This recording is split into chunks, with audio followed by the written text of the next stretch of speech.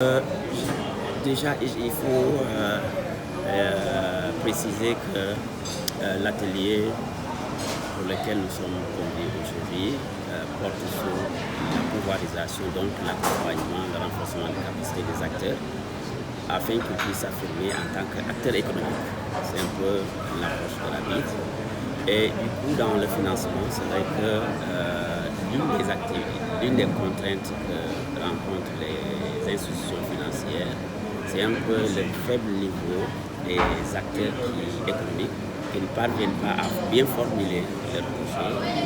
Et du coup, cela rend très difficile le financement de leur activité parce que de l'autre côté, les financiers ont besoin de comprendre et d'avoir la bonne information pour pouvoir prendre une décision justifiée. Donc, du coup, ce que nous faisons, c'est de préparer les acteurs de telle sorte qu'ils soient renforcés, capables eux-mêmes de formuler des propositions. Et au-delà de l'aspect financement, s'il arrive, nous les accompagnons aussi dans la mise en œuvre de leurs activités, mais surtout l'aspect structuration, puisque ici, les chaînes de valeur, c'est qui différencie les chaînes de valeur des autres dynamiques, telles que la filière. C'est qu'ici, les acteurs sont dans une dynamique de coopération, de collaboration, de telle sorte que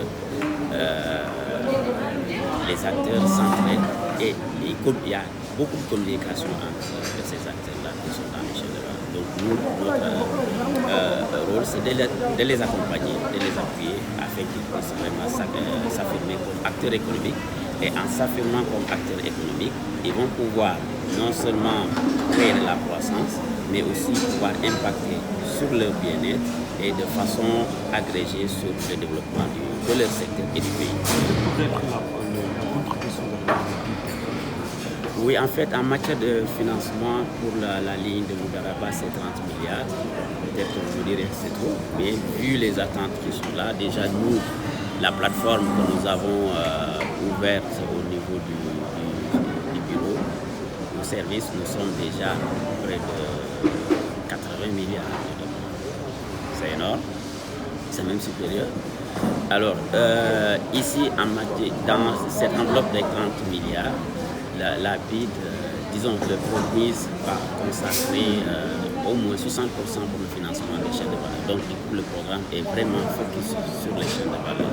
La plus grosse enveloppe va aller vers les chaînes de valeur en matière de financement, mais aussi en matière d'accompagnement.